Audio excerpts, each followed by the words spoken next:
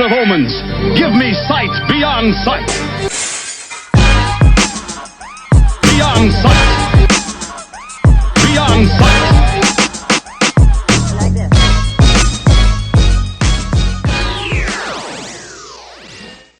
Welcome to another Wednesday night of Sight Beyond Sight. It's your boy, Andrew.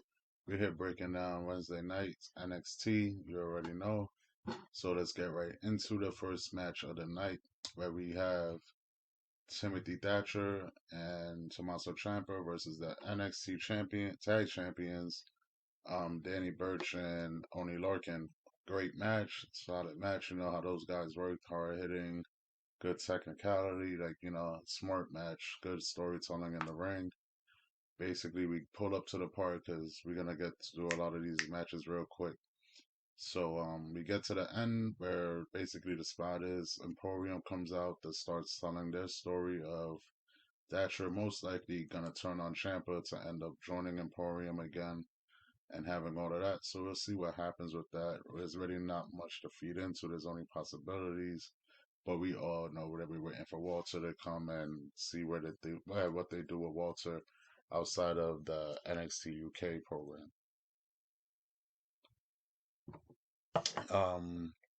The next match that I wanted to talk about was the women's tag team title match, and how basically that match looked like I don't know what the hell they were thinking at the end.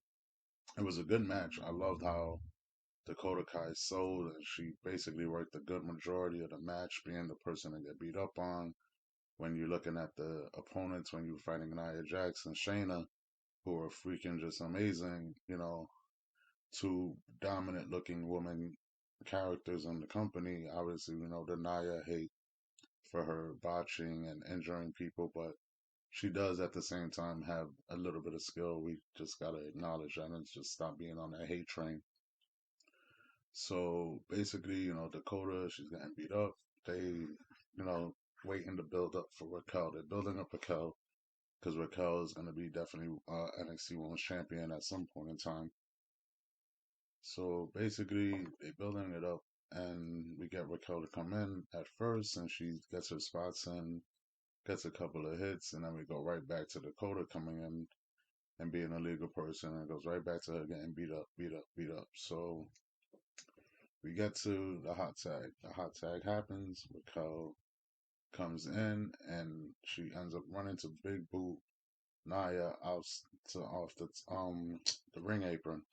So basically, after she goes to do that, she ends up hitting the referee at the same time, knocking out the ref, knocking Nia down. She goes outside the ring to fight Nia, and basically what happens is they end up fighting. They go over the table, the announce table. That whole spot where they're laying there now because they just rolled over the table. And we get an Adam Pearce sighting. Adam Pearce comes out like if he's the GM of NXT all of a sudden, sends out a ref, which is now why it's looking like kind of like a screw job type thing, and sends out the ref. The ref basically calls the match because Dakota Kai is knocked out from being in a sleeper hold, and now we're having the what the hell happened moment. We're gonna jump in, just keeping like this part of the storyline going because I'm not gonna break down piece by piece of the night. We have later on in the night, William Regal and Adam Pearce talking. We don't see what they're saying.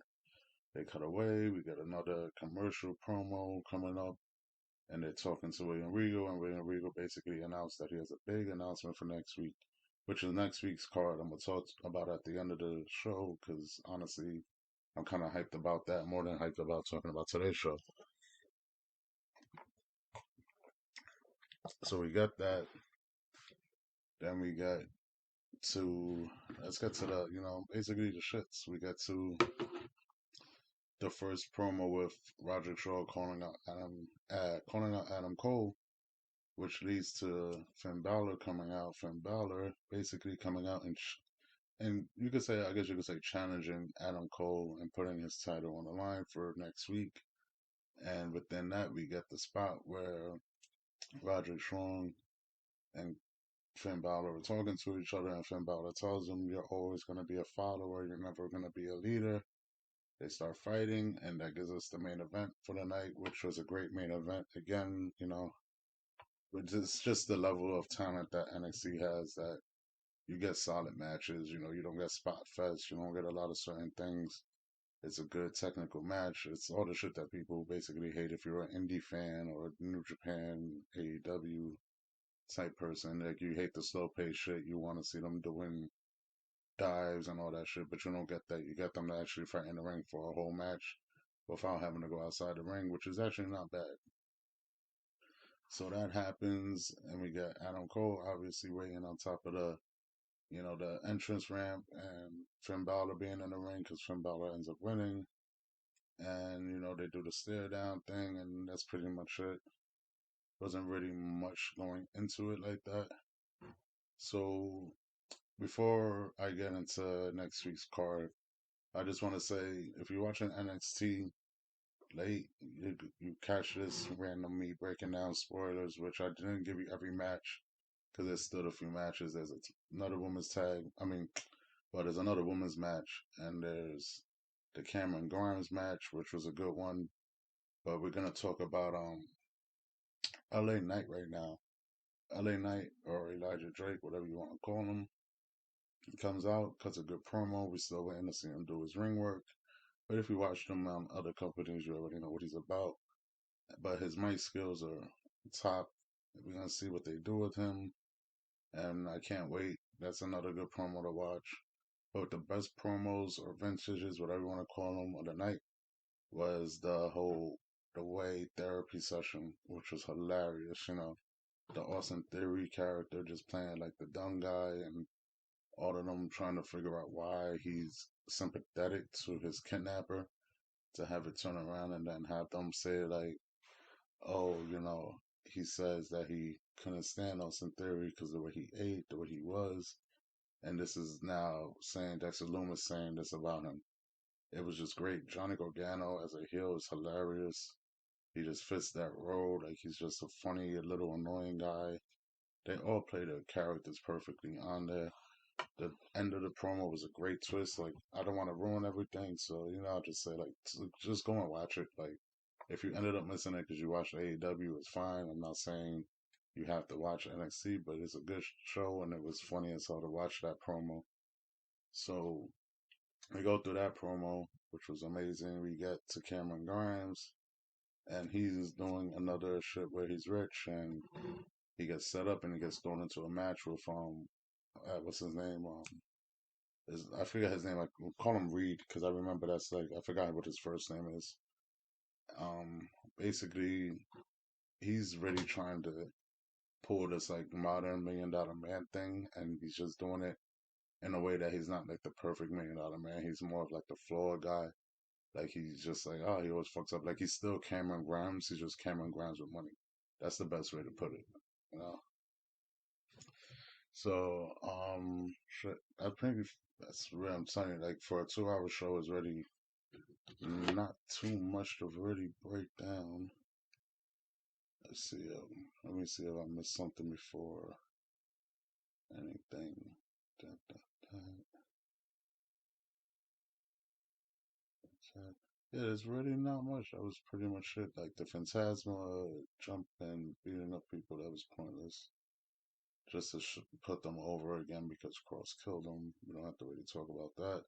So we could get into next week, where next week is going to be awesome. We have the announcement from William Regal, which will probably be another, the rematch for the women's tag title will probably be at WrestleMania or at the NXT TakeOver show, which will be awesome either way. As long as they do the rematch and they put the belts on Raquel and Dakota, I'll be fine.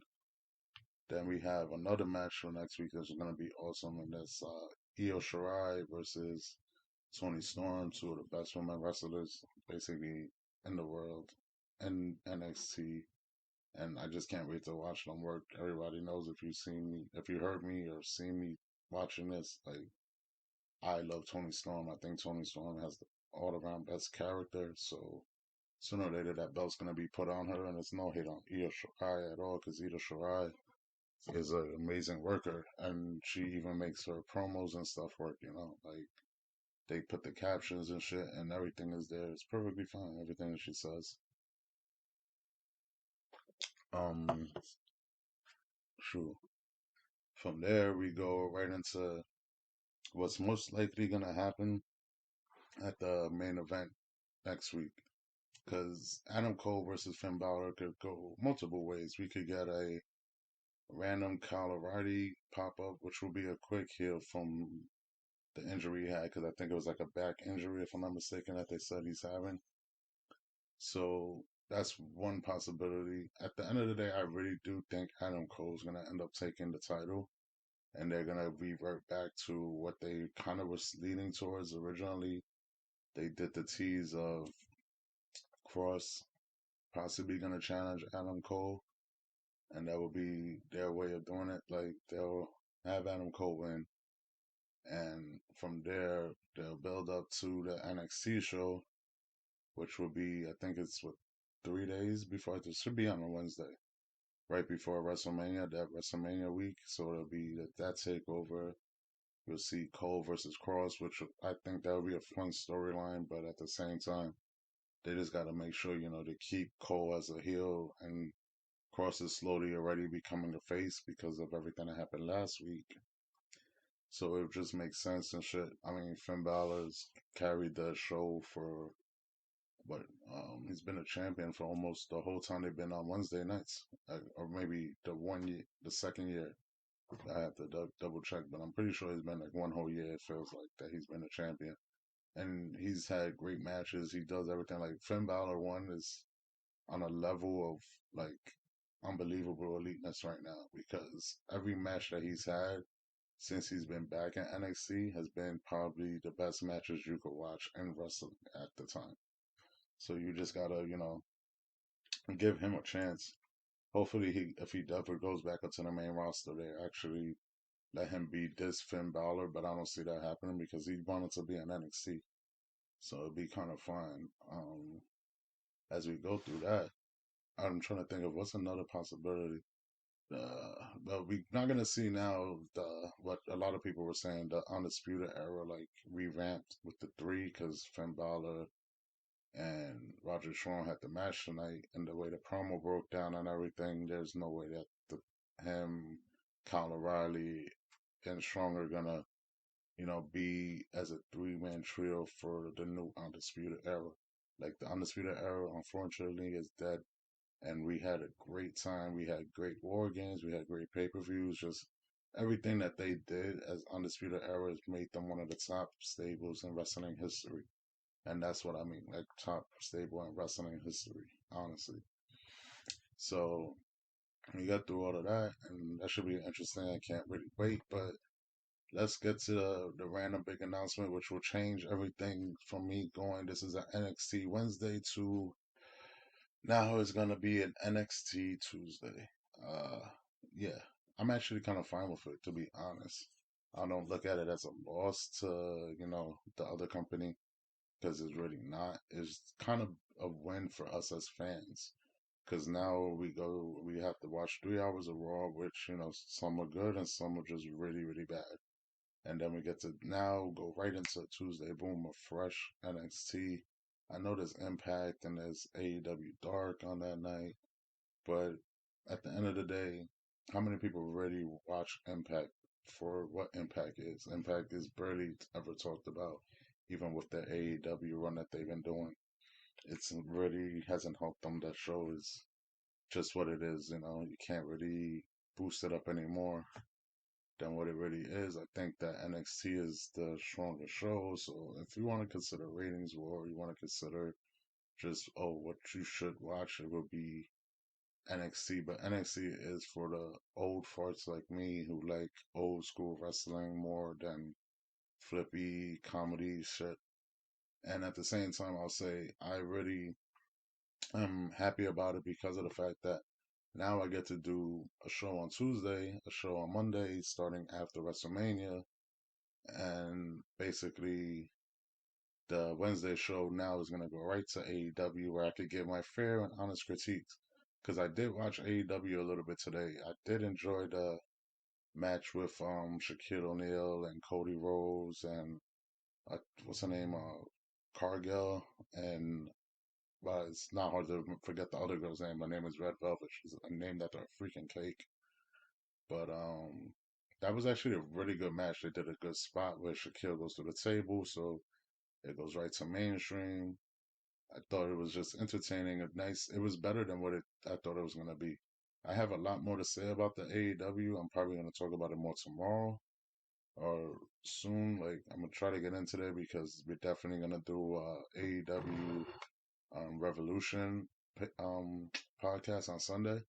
I have my co-host with me, Nick, and we're gonna break that down. We plan on doing the UFC fight as well. We're on Asanya and all of that. The three title match card, which should be interesting because if you live on the East Coast time, that shit don't normally end at 1 o'clock. So if we actually have three cards, that's what 3 5 round bouts. So maybe we'll actually have an end before 1 o'clock. That'd be awesome.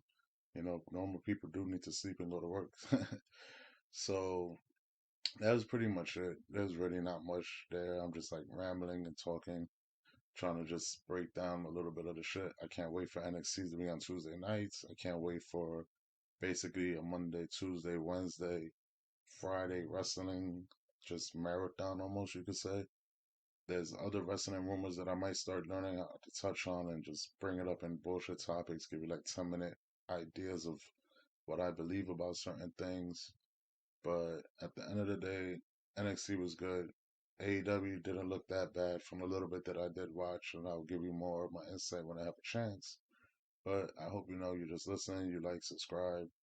Trust me, like I'm just getting better at it. As soon as I get more comfortable, the show's gonna be a lot more lit, and I can't wait to have people to interact with. So, have a good one. Enjoy, NXT WWE for life. Peace.